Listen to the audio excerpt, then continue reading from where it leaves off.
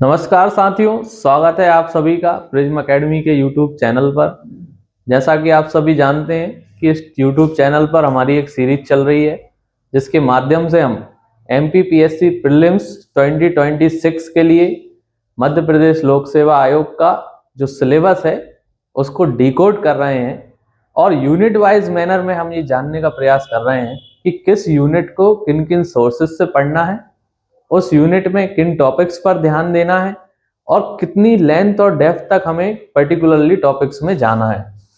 तो आज के इस वीडियो के माध्यम से हम यूनिट 4 एमपीपीएससी प्रीलिम्स जो कि ज्योग्राफी ऑफ मध्य प्रदेश की यूनिट है उसके लिए पॉसिबल सोर्सेज जानेंगे और देखेंगे कि उसमें हमें किन किन टॉपिक्स पर ध्यान देना है।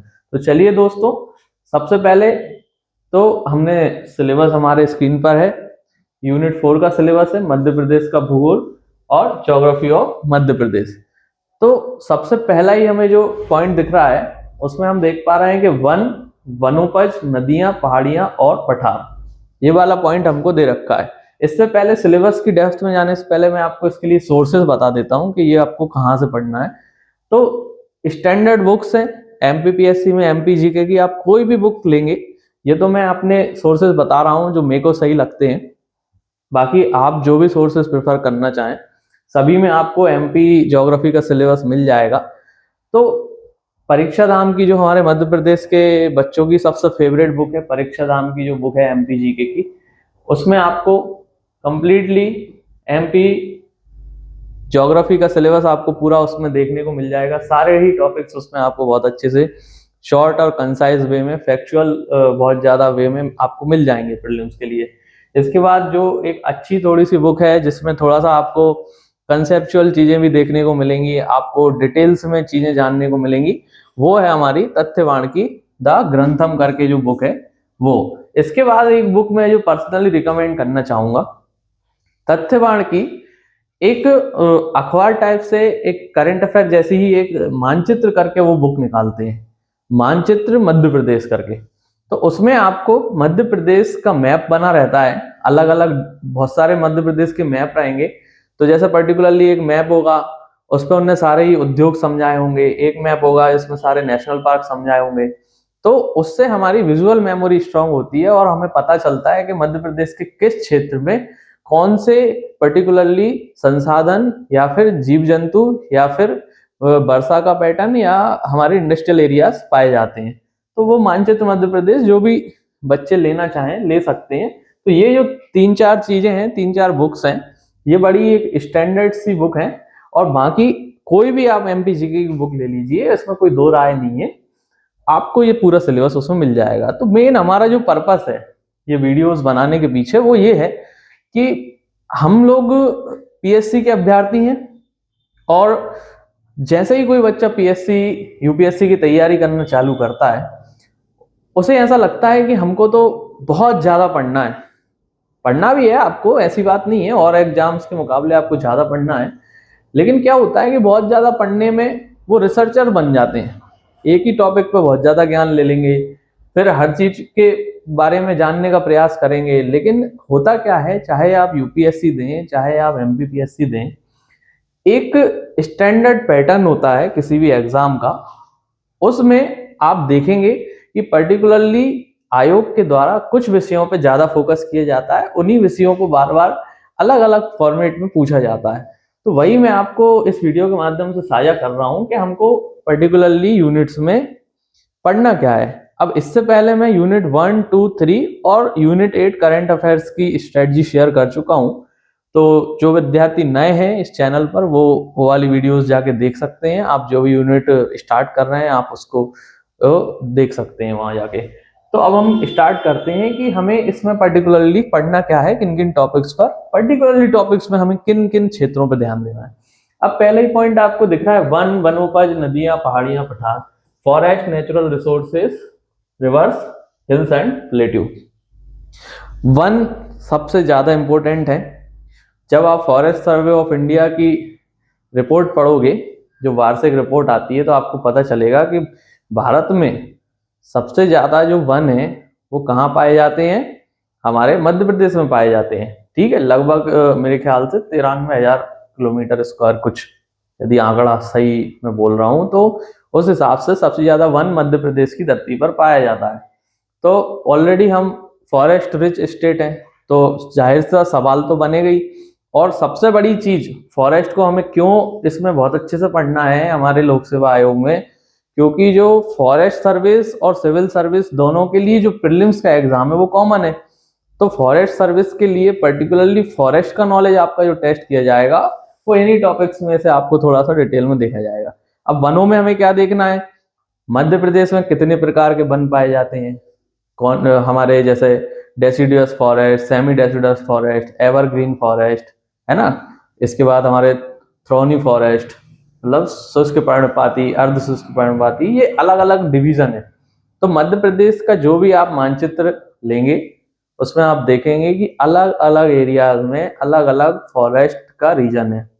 आप बुंदेलखंड में देखोगे तो आपको शुष्क पर्णपाती वन देखने को मिलेंगे, क्योंकि वो बहुत ज्यादा ड्राई रीजन है, वहां बारिश नहीं होती है। फिर आप ईस्ट के रीजन में देखोगे तो वहां आपको थोड़े से बहुत ज्यादा ग्रीनरी वाले फॉरेस्ट देखने को मिलेंगे। तो आपको इनको रीजन वाइज स्टडी करना है, क्योंकि आयोग आपको इस वाले सेक्शन से, इस सेगमेंट से स्टेटमेंट वाले क्वेश्चन बना के दे सकता है। अभी एमपीपीएससी का एरिया ऑफ इंटरेस्ट चल रहा है कि वो कोशिश कर रहे हैं कि धीरे धीरे करके यूपीएससी जैसे पैटर्न पे क्वेश्चंस का लेवल लाएं। तो आप देख रहे होंगे कि पिछले 2-3 साल से स्टेटमेंट वाले क्वेश्चंस भी आने लगे हैं, और जनरली वो ज्योग्राफी वाले टॉपिक से ही आते हैं, भले ही वो इंडियन ज्योग्राफी से हो चाहे मध्य प्रदेश की ज्योग्राफी से हो। तो आप वनों को बहुत अच्छे से स्टडी करना। फिर इसमें देखना आपको जिलेवार भी स्टडी करनी है कि मध्य प्रदेश में सर्वाधिक 5 जिले कौन से हैं जिनमें वन का परसेंटेज ज्यादा है या वन का क्षेत्रफल ज्यादा है, सर्वाधिक कम वन वाले जिले। फिर किसी में वन नेगेटिव ग्रोथ हुई हो, वनों की कटाई ज्यादा हो जाती है तो नेगेटिव ग्रोथ होती है। फिर कहीं पे वनों का प्रतिशत बहुत ज्यादा बढ़ गया हो, तो ये आपको ये वाला जो टॉपिक है, वैसे ये वाली जो बुक्स रहती हैं इनमें हर साल अपडेट हो जाता है डाटा इनका, लेकिन यदि नहीं भी हुआ हो तो फॉरेस्ट सर्वे ऑफ इंडिया की जो वार्षिक रिपोर्ट आती है वहां से आपको ये पूरा डाटा मिल जाएगा, आप देख सकते हो। यूपीएससी के ट्यूटर्स भी बहुत सारी इस पे वीडियो बनाते हैं फॉरेस्ट की जब भी रिपोर्ट आती है। फिर इसके बाद वनोपज, मतलब फॉरेस्ट प्रोड्यूस। फॉरेस्ट प्रोड्यूस इसमें क्यों डाला गया है? फॉरेस्ट प्रोड्यूस इसलिए डाला गया है दोस्तों, क्योंकि देखो ऑलरेडी हम फॉरेस्ट रिच स्टेट हैं, इसके बाद हम ट्राइबल रिच स्टेट भी हैं। मध्य प्रदेश जो है यहाँ पे सबसे ज्यादा जनजातियां पाई जाती हैं। अब जनजातियों का मुख्य काम क्या है, वो फॉरेस्ट ड्वेलर्स होते हैं। और सिर्फ जनजातियां ही नहीं, बहुत सारे मध्य प्रदेश का एक बड़ा वर्ग जो जंगल पर अपनी जीविका के लिए निर्भर रहता है। अब जैसे आपने तेंदुपत्ते का नाम सुना होगा, जो लोग नए हैं इस प्रिपरेशन में वो उनके लिए बोल रहा हूँ, पुराने लोगों ने तो सुना ही होगा कि तेंदुपत्ता, आपने देखा होगा कि तेंदुपत्ते को इकट्ठा करते हैं। आप रायसेन, होशंगाबाद, मंडला वाले इस रीजन में जाएंगे तो आप देखेंगे कि तेंदुपत्ता संग्राहकों के लिए बहुत सारी योजनाएं चलाई जाती हैं। फिर जैसे गोंद होता है ना, इस तरीके के जो फॉरेस्ट में बहुत सारी ऐसी जड़ी बूटियां होती हैं और बहुत सारे ऐसे हमें खाद्य पदार्थ, शहद हुआ, ये हम फॉरेस्ट से निकालते हैं, तो उन्हें वनोपज कहा जाता है। अब इनके लिए हमने ट्रेडिशनल फॉरेस्ट ड्वेलर्स एक्ट भी, हम फॉरेस्ट राइट एक्ट 2005 को भी लेके आए थे, तो इसलिए भी ये इंपॉर्टेंट हो जाता है। तो यहाँ से हमें देखना है कि मध्य प्रदेश में कौन कौन सी फॉरेस्ट में से ऐसी चीजें हम मार्केट में लेके आ रहे हैं, फिर गवर्नमेंट उनको क्या सपोर्ट दे रही है। जैसे मैं पूछूं, चरण पादुका योजना गवर्नमेंट ने चलाई थी, तो वो तेंदुपत्ता संग्रह के लिए उसमें हमने चप्पल बांटी थी, है ना। ऐसे ही और भी बहुत सारी चीजें होती हैं जो गवर्नमेंट इनको सपोर्ट करती है। तो हमें फॉरेस्ट प्रोड्यूस में देखना है कि भाई गवर्नमेंट उनको क्या सपोर्ट दे रही है। फिर यदि वो जंगल से कोई चीज तोड़ के ला रहे हैं तो बाजार में उसका मूल्य क्या है ना। जैसे अभी एक पेपर में एमपीपीएससी के किसी दूसरे एग्जाम में हमने पूछा है कि मध्य प्रदेश में एक तेंदुपत्ते का जो मानक बोरा होता है तो उसमें कितनी पत्तियां होती हैं, एक बोरे में कितने तेंदुपत्ते की पत्तियां रखी जा रही हैं। तो ये बड़ा ही डेप्थ क्वेश्चन था, पहले जब आया तो बच्चों को नहीं पता था, लेकिन आ कहां से रहा क्वेश्चन, कोई भी क्वेश्चन एमपीपीएससी में ये जो जितना भी मटेरियल उन्होंने लिख के दिया है इससे बाहर नहीं आता है। वो बस इतना ही चाहते हैं पीएससी आयोग वाले हमसे कि हम जो भी वो कम से कम जो हमें बता रहे हैं सिलेबस के माध्यम से, जो हमारा कम्युनिकेशन चल रहा है आयोग से, वो 1 to 1 तो चल नहीं रहा है। हम चेयरमैन से डायरेक्ट बात नहीं कर रहे हैं, हम आयोग के सदस्यों से बात नहीं कर रहे हैं, हमारी बातचीत होती है डॉक्यूमेंट से। तो डॉक्यूमेंट क्या है हमारे पास, उनने जो सिलेबस दिया है वो हमारा डॉक्यूमेंट है, उसमें जो लिख के दिया है उसी पे चर्चा होगी। वो आपको 360 डिग्री पूरा डेप्थ में जाके उस टॉपिक को कवर करना है। और मेरी गारंटी है दोस्तों, आप बस पूरे एमपीपीएससी के प्री हो चाहे मेंस हो, जो उन्होंने लिख के दिया है आप उसके बस एक एक पेज 2-2 पेज के नोट्स बना लो, उनको पढ़ते रहो, उनको अपडेट करते रहो, थोड़ा उनमें डिटेल में जाते रहो, कोई आपको दिक्कत नहीं आएगी, आपका पीएससी बहुत ही स्मूथली निकल जाएगा। ठीक है, अब वनोपा जो आपने देख लिया, अब जो सबसे इंपॉर्टेंट चीज है जहां से क्वेश्चन आना ही है, लिखा ही मिलेगा आपको क्वेश्चन, वो है मध्य प्रदेश की नदियां। नदियों में आपको क्या देखना है, कौन सी नदी किस क्षेत्र से निकल रही है, उसकी सहायक नदियां कौन सी हैं, उस पर कोई बड़ी परियोजना चल रही है तो वो, उस नदी में किसी जल जीव का संरक्षण हो रहा है तो वो, जैसे चंबल में हमने घड़ियालों का संरक्षण कर रखा है, इस तरीके से। अब इसके बाद हमें इसमें देखना है कि उस नदी का पुराणों में या फिर किसी बड़े ग्रंथों में हमारा कोई उसका उल्लेख देखने को मिलता है तो हमें उस नदी को वहां से भी स्टडी करना है, उस पॉइंट को भी हमें लाना है। ये आप पीवाईक्यू जिन बच्चों ने देखे होंगे तो आपको देखने को मिलेगा कि नर्मदा नदी का उन्होंने पूछा था कि किस उपनिषद में या किस अरण्यक में वर्णन है, क्योंकि हमारा जो यूनिट 1 है वहां उन्होंने हमें वेद पुराण ये सारी चीजें थोड़े थोड़े मात्रा में पढ़ाई हैं, तो वो वहां से एक्सपेक्ट करते हैं कि आपको ये सारी चीजें पता हो। तो नदियां बहुत इंपॉर्टेंट है दोस्तों, यहाँ से क्वेश्चन देखने को मिलेगा ही, तो सारा अच्छे से नदियों को कवर करके जाना। यहाँ से कोई क्वेश्चन मुश्किल से मुश्किल एक तो रहता ही है, लेकिन 2 भी हो सकते हैं क्वेश्चन सिर्फ नदियों से। ठीक है, तो ये तो अच्छे से कर ही लेना। अब पहाड़ियां और पठार, पहाड़ियां पठार इजी है। ठीक है, तो हमारे सतपुड़ा के पर्वत हैं, है ना, विंध्याचल का पर्वत है, फिर हमारे यहाँ मालवा का पठार है, बुंदेलखंड का पठार है। तो जो भी हमारा फिजियो ज्योग्राफिक रीजन है 7-8 पार्टों में जो मध्य प्रदेश को बांटा जाता है, तो जब आप पढ़ेंगे मध्य प्रदेश का भौगोलिक विभाजन पढ़ेंगे तो आप उसमें देखेंगे कि ऊपर से आप चल के आएंगे तो मध्य भारत का पठार, फिर मालवा का पठार, फिर निमाड़ रीजन, फिर नर्मदा हमारी जो वैली है वो वाला रीजन।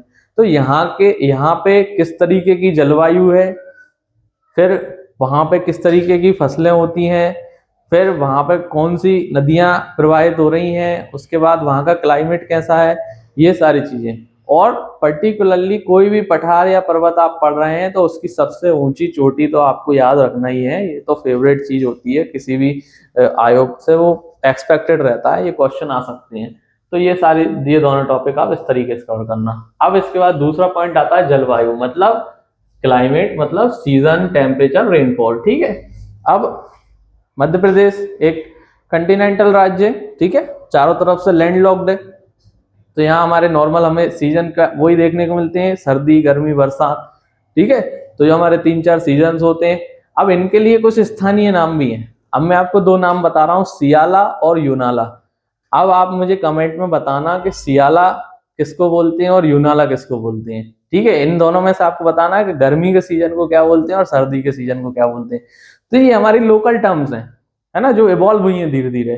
तो इस तरीके से जब आप इस टॉपिक को स्टडी करोगे कि भाई मध्य प्रदेश में कौन कौन सी ऋतुएं होती हैं, है ना, और किस सीजन में कितना ड्यूरेशन हमारे मध्य प्रदेश में सीजन चलता है, इस तरीके से आपको देखना। फिर जब ऋतुएं पढ़ोगे तो आपको तापमान भी समझ में आएगा। एक ही टॉपिक है पूरा जलवायु से रिलेटेड। तापमान में आपको मेनली क्या देखना है, अब जो पीएससी जो क्वेश्चन बनाता है इस टॉपिक से वो स्टेटमेंट वाले बनाएगा।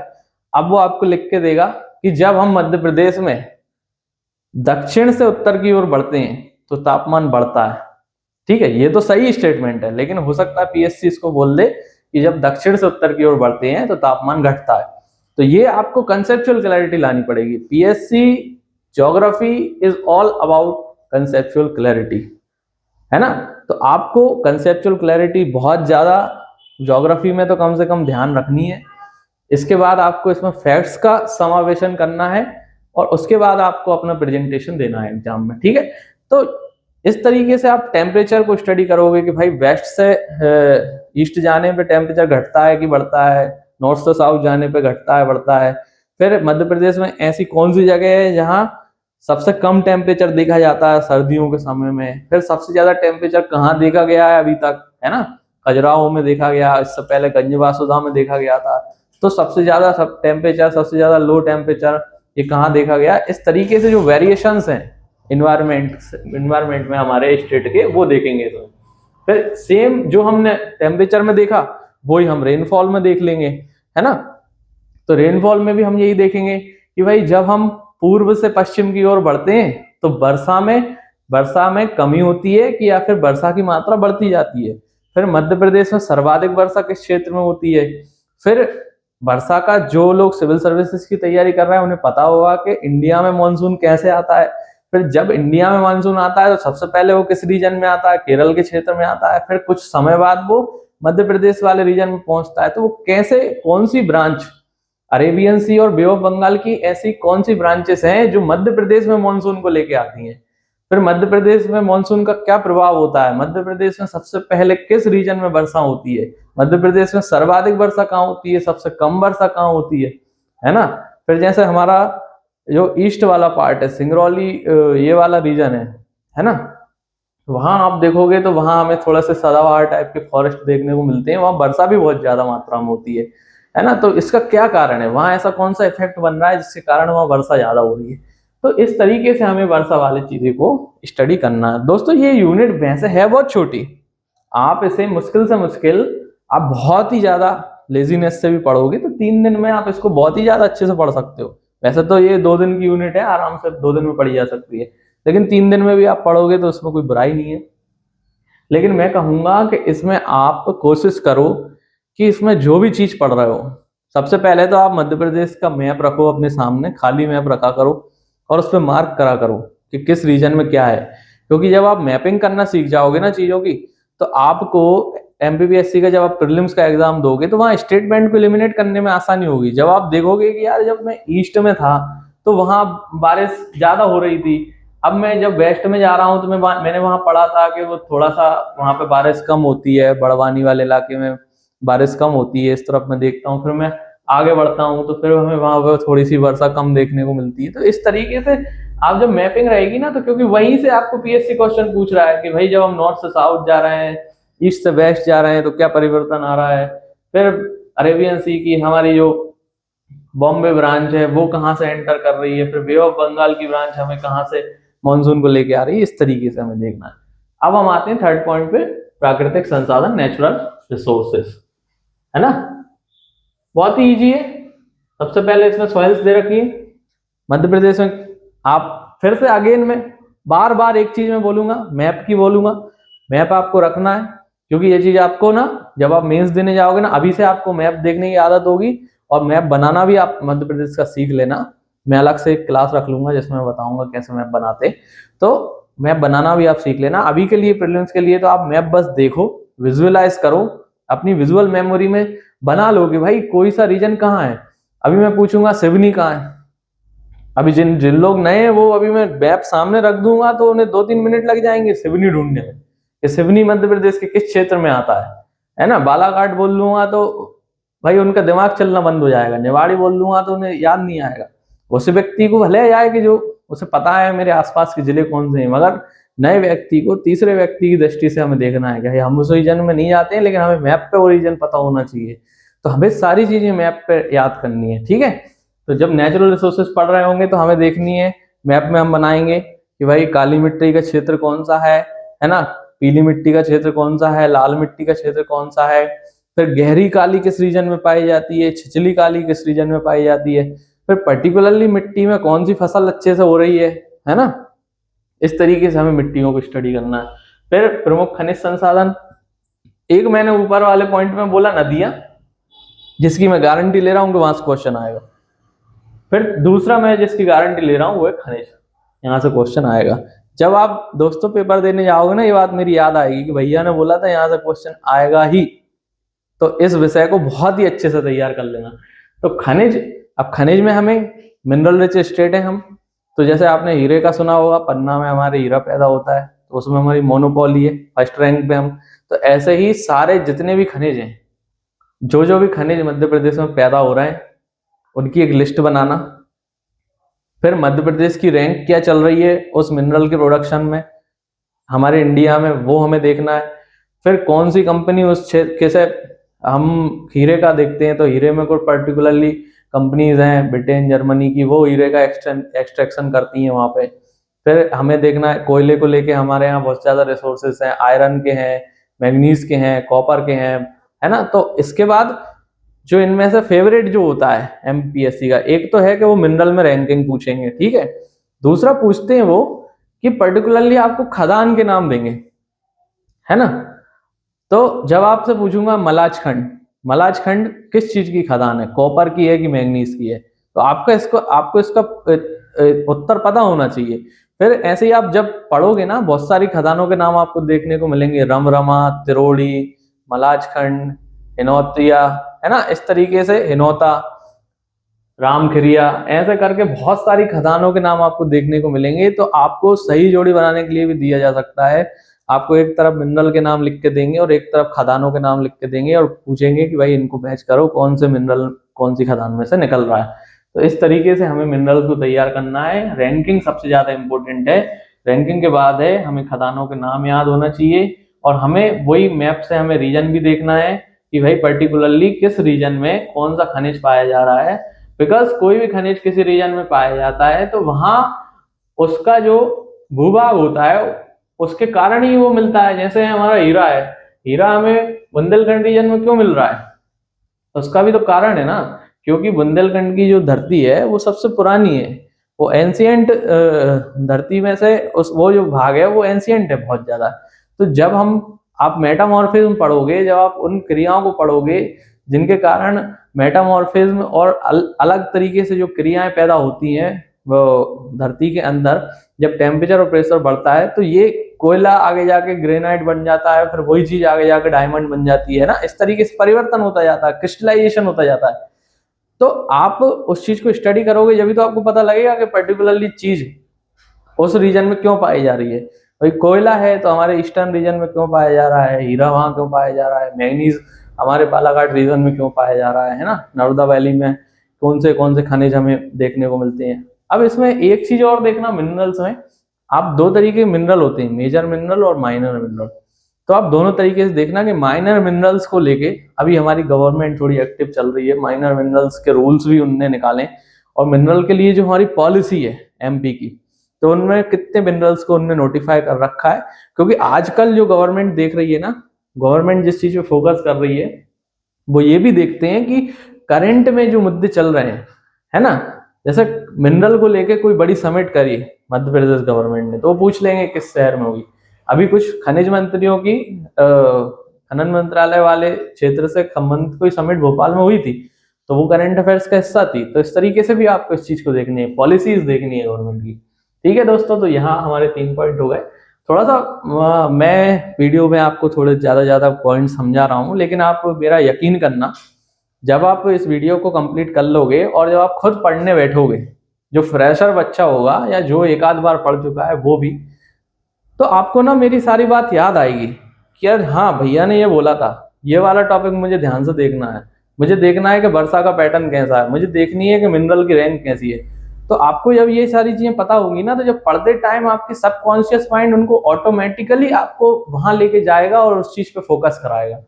और सबसे एक इम्पोर्टेंट चीज कि मेरा ये वीडियोस बनाने का आधार क्या है, मैं मतलब किस बेसिस पे आपको बोल रहा हूँ कि ये स्ट्रेटजी फॉलो करो, कि आपको मतलब क्यों करना चाहिए मेरे ऊपर विश्वास। तो दोस्तों मैं आपके साथ ये विचार साझा करना चाहूंगा कि 2024 और 2025 जब से मध्य प्रदेश लोक सेवा आयोग ने अपना सिलेबस चेंज किया है तब से, और जब से मैंने इस आयोग की तैयारी में कदम रखा, तब से ही मैंने अपनी 2024 में एक स्ट्रेटजी बनाई थी और उसमें मैं 100% खरा उतरा। 2024 का प्रीलिम्स मैंने क्वालिफाई किया, उसके बाद मैंने लगातार दूसरे वर्ष मेंस देने के बाद अक्टूबर में 2024 का मेंस दिया, और उसके बाद तुरंत ही फरवरी 2025 16 फरवरी को मैंने प्रीलिम्स 2025 का एग्जाम दिया और दोबारा उसे क्वालिफाई किया। तो यहाँ मेरी जो स्ट्रेटजी है इसकी सटीकता का प्रमाण तो मैं खुद ही देता हूँ आपको कि 2 बार मैं उस स्ट्रेटजी से क्वालिफाई कर चुका हूँ, और इन्हीं चीजों पे फोकस करके, इन्हीं रिसोर्सेज का यूज करके मैंने क्वालिफाई किया। तो वही मैं चाहता हूँ कि ज्यादा से ज्यादा मध्य प्रदेश के बच्चों की मदद हो पाए और वो ज्यादा भटके नहीं, और शॉर्ट और सिंपल तरीके से स्मार्ट वर्क के साथ आप बस लिमिटेड टॉपिक्स पर ध्यान देके प्रीलिम्स को क्वालिफाई कर पाए। क्योंकि हमारी प्रीलिम्स तो क्वालिफाएंगे ना दोस्तों, हम सारा एफर्ट यहीं लगा देंगे तो मेंस में क्या करेंगे, मेन तो हमें वहां से रैंक लानी है है ना। अब इसके बाद हमारा टॉपिक आता है प्रमुख फसलें, जल संसाधन, सिंचाई और सिंचाई परियोजनाएं। अब फसलों में क्या देखना है, जैसे आप मिट्टी पढ़ोगे ना, वो रिलेटेड ही है। फसलों में देखना है किस रीजन में कौन सी फसल होती है, किसी भी फसल के लिए, और उसके लिए क्लाइमेटिक कंडीशन क्या है। गेहूं की फसल है तो उसको कितना टेम्परेचर चाहिए, कौन सी मिट्टी चाहिए, कितना पानी चाहिए। फिर वो रबी की फसल है कि खरीफ की फसल, सबसे बेसिक क्वेश्चन तो यही पूछ लेता है पीएससी, भाई सोयाबीन की फसल है रबी की है खरीफ की है, कपास की फसल रबी की फसल है खरीफ की फसल। चलो मैं ही पूछ लेता हूँ आपसे, मेरे को कमेंट में बताना ये जो कपास की फसल है वो रबी की क्रॉप है या खरीफ की क्रॉप है, ये इसका आंसर मेरे को देना है ना। तो इस तरीके से हमें फसलों को देखना है। फसलों में भी जैसे मिनरल में हमने हमारी रैंक को देखा, ऐसे ही फसलों की रैंकिंग भी हमें देखनी है कि गेहूं में मध्य प्रदेश का देश में कौन सा स्थान है, सोयाबीन में हम सोया स्टेट कहे जाते हैं तो सोयाबीन में कौन सा स्थान है, कितने टन सोयाबीन हमने पैदा किया। ऐसे ही हमने जो चावल में हमारा कौन सा स्थान है। तो जो भी फसलें, अब फसलों के अंदर हॉर्टिकल्चर क्रॉप्स भी आती हैं, ठीक है, तो यहाँ आपको फसलों के साथ साथ फलों का प्रोडक्शन भी देखना है, मसालों का भी देखना है। तो फसलों के अंदर जो भी हम चीज मिट्टी से उगा रहे हैं वो सारी चीजें आपको देखनी है और उसकी रैंक देखनी है। उसके लिए पर्टिकुलरली कंडीशंस कौन सी हैं हमें उसे उगाने के लिए वो देखनी है। और गवर्नमेंट यदि उस चीज को कोई इंपॉर्टेंट तरीके से सपोर्ट दे रही है, कोई बड़ी योजना उसके लिए चला रही है, तो हमें उस पर भी ध्यान देना है। ठीक है दोस्तों, जैसे भावांतर भुगतान योजना का आपने नाम सुना होगा, उसके बारे में आपको स्टडी करना पड़ेगा। ऐसे आप जब पढ़ोगे तो आपको पता लगेगा। ठीक है, अब इसके बाद जल संसाधन। जल संसाधन और सिंचाई परियोजना ये साथ में ही एक ही चीज होती है। जल संसाधन क्या है, मध्य प्रदेश में हमारा कृषि प्रधान राज्य है तो हम सिंचाई तो करेंगे ही। तो सबसे सर्वाधिक सिंचाई मध्य प्रदेश में किस तरीके से की जाती है, वो हमारा उससे नलकूपों से की जाती है, ट्यूबवेल से की जाती है। ठीक है, तो इस तरीके से हमें देखना है।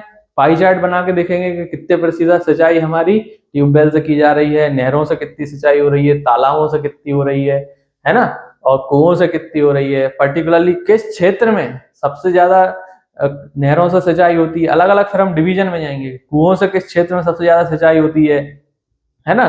फिर हमारे नहरों से किस क्षेत्र में होती है। इसके बाद हमारे जो भी हमने डिवीजन किया, तालाबों से किस क्षेत्र में होती है, सर्वाधिक सिंचाई वाला जिला कौन सा है, सर्वाधिक सिंचाई प्रतिशत वाला जिला कौन सा है। ठीक है, तो इस तरीके से इस टॉपिक को हम स्टडी करेंगे।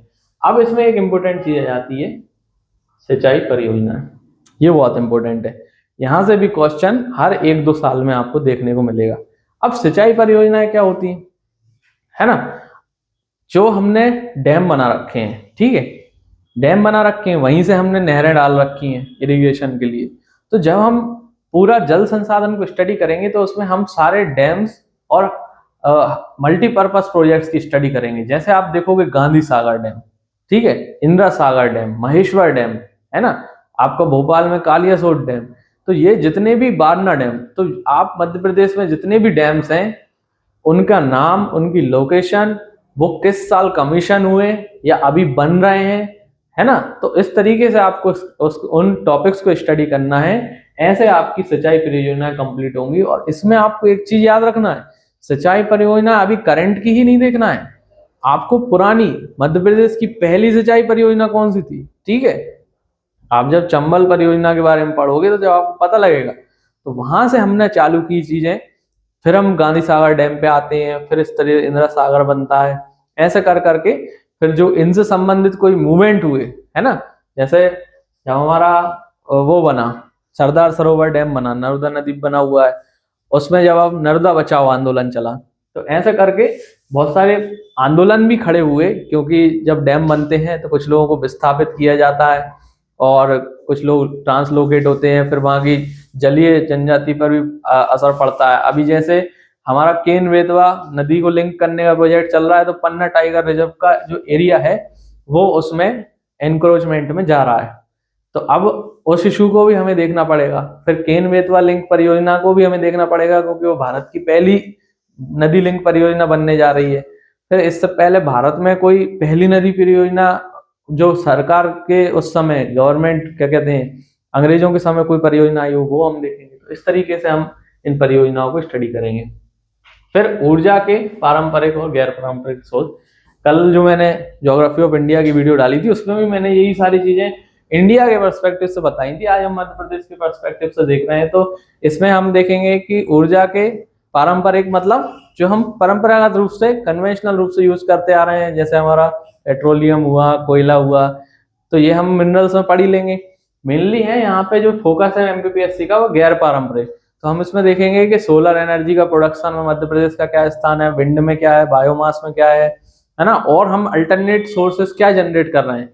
फिर इसमें अभी हम देख रहे हैं बहुत सारा सोलर एनर्जी को लेके बड़े बड़े हमने सोलर पार्क बनाए हैं, विंड मिल्स हमारी लग रही हैं, तो इसको भी हमें इस तरीके से ही देखना है। पहले फैक्ट देखना है कि पहला सोलर पार्क हमने कहाँ बनाया था, एमपी में, फिर सबसे बड़ा कौन सा है, छोटा कौन सा है, आने वाले समय में कहीं कोई बड़ा पार्क बनने वाला है वो देखना है, ठीक है। ऐसे ही हमें विंड मिल्स को देखना है कि पहली हमने देवास में बनाई, है ना। ऐसी जब वो फसलें भी, एक चीज बताना भूल गया कि कोई भी फसल है ना, कोई जैसे सोयाबीन की फसल का एमपीपीएससी ने पूछा था सबसे पहले कहाँ उगाई गई, ऐसे ही आप जब कॉफी को देखोगे तो बैतूल में कॉफी की हमने फसल उगाई थी, है ना, जो अंग्रेजी एक अधिकारी थे उन्होंने उगाई थी। तो इस तरीके से भी थोड़ा सा चीजें आपको देखते हुए आनी है, और इसमें सबसे जो इम्पोर्टेंट है वो एमपी की रैंक इम्पोर्टेंट है, और एमपी का कोई बड़ा अचीवमेंट रहा हो, कोई अवार्ड मिल गया हो इस क्षेत्र में, तो वो भी हमें देखना है। फिर हमारा सेकंड लास्ट पॉइंट है मध्य प्रदेश के उद्योग, मेजर इंडस्ट्रीज इन एमपी, है ना। तो एमपी में जितने भी उद्योग हैं इसको भी आप मैप बना के स्टडी करना। तो जब आप नॉर्थ में देखोगे तो भाई वहाँ सरसों के तेल के उद्योग आपको देखने को मिलेंगे, रेलवे के पार्ट्स बनते हुए देखेंगे, फिर आप बहुत सारी चीजें अलग अलग क्षेत्र में, फिर आपको आप ईस्ट वाले पोर्शन में जाओगे तो वहाँ कागज के उद्योग हैं, ओरिएंट पेपर मिल देखने को मिलेगी, फिर हमारी बीएचईएल हुई, फिर होशंगाबाद में हमारा सिक्योरिटी पेपर मिल हुई। तो इस तरीके से जो शुरुआती लेवल से बड़े बड़े जो उद्योग मध्य प्रदेश में स्थापित हुए, जैसे मैं नेपा नगर बोलूं तो नेपा नगर मध्य प्रदेश में कहाँ है ना, वहां पे हमने कागज बनाने की फैक्ट्री, अखबार कागज की हमने फैक्ट्री डाली थी, तो ये आप मेरे को कमेंट में बताओ। तो मध्य प्रदेश के जो भी बड़े उद्योग हैं वो हमें मध्य प्रदेश में जो पब्लिक सेक्टर के उद्योग हैं उनकी स्थापना कब हुई, और यदि उन्हें महारत्न कंपनी, नवरत्न या फिर मिनी रत्न कंपनी का दर्जा हासिल हुआ है तो वो उनको किस वर्ष में हुआ, किस वर्ष में उनकी स्थापना हुई, और उन उद्योगों को स्थापित करने में किस देश ने हमें योगदान दिया। जैसे बीएचईएल है तो बीएचईएल को हम किस देश की सहायता से हमने उसको स्थापित किया था, ब्रिटेन की सहायता से किया था, सोवियत संघ की सहायता से किया था, या यूएसए की सहायता से किया था। इस तरीके से हमें उद्योगों को स्टडी करना है। सबसे इंपॉर्टेंट तो है उनका स्थापना वर्ष, उनकी लोकेशन, है ना, ये सबसे ज्यादा इंपॉर्टेंट होता है, तो ये आप उसमें देखना, रीजन वाइज देखते हुए चले आना। और अब जो नई गवर्नमेंट हमारी आई है और जिस तरीके से मोदी गवर्नमेंट के कार्यकाल में हम इंडस्ट्रीज पे फोकस कर रहे हैं, और जो हमारी सरकार अलग अलग आयोजनों के माध्यम से इंडस्ट्रियल इन्वेस्टमेंट ला रही है, वो भी हमें स्टडी करना है कि हमने नई इंडस्ट्रियल पॉलिसी में क्या क्या प्रावधान रखे हैं, है ना। कोई नई स्टार्टअप पॉलिसी लाए हैं तो उससे उसका क्या इम्पोर्टेंस है, उसमें क्या क्या बिंदु हैं। फिर हमने जैसे उद्योग वर्ष घोषित किया हो, मेरे ख्याल से 2025 को हमने उद्योग वर्ष घोषित किया था, और अब हम 2026 को किसान वर्ष शायद घोषित करने जा रहे हैं। तो ऐसे करके मध्य प्रदेश ने किस वर्ष अपना उद्योग वर्ष घोषित किया। फिर किसी भी फसल का नेशनलाइजेशन हुआ या किसी मिनरल को लेके कोई बड़ी पॉलिसी बनाई गई, ऐसे करके इंडस्ट्रीज को हमें स्टडी करना है, ठीक है। तो सारी इंडस्ट्रीज को हमें देखना है, मेन उनकी लोकेशन है, उनका स्थापना वर्ष है, और किस देश वगैरह के सहयोग से कोई बड़ा लेवल का प्लांट है, तो वो आपको देखना है। यहाँ से भी क्वेश्चन आएगा ही, ठीक है। तो 3 क्वेश्चन मैं बताऊं तो नदियां हुए, इसके बाद खनिज हुए, और इसके बाद उद्योग हुए। यहाँ से तो आना ही है क्वेश्चन, 10 क्वेश्चन आने हैं, तो ये तो फिक्स ही है, फिर उसके बाद दूसरी चीजों से क्वेश्चन आएंगे। अब लास्ट पॉइंट आता है जनसंख्या वृद्धि, वितरण एवं नगरीकरण। ये है दोस्तों, ये है एमपी गवर्नमेंट का, मतलब एमपी स्टेट का जो सेंसस है ना, जैसे कि हम क्या बोलते हैं, जनगणना बोलते हैं, ठीक है। तो ये कुछ नहीं है, जो हमने अभी पिछले यूनिट में आप जो इंडिया की जनगणना पढ़ोगे वो एक होलिस्टिक वे में पूरे इंडिया के लिए देखोगे।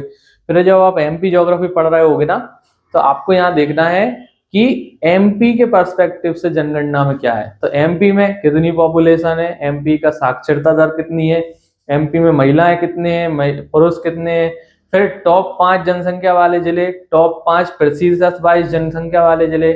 फिर इसमें हमें अलग अलग इंडिकेटर्स पे भी एमपी को देखना है कि शिशु मृत्यु दर, child mortality rate, maternal mortality rate, इस तरीके से भी इनमें क्या क्या है। तो कुछ नहीं है, ये जनगणना की स्टडी है, और यहाँ से भी एक आध क्वेश्चन तो आता ही है हर साल।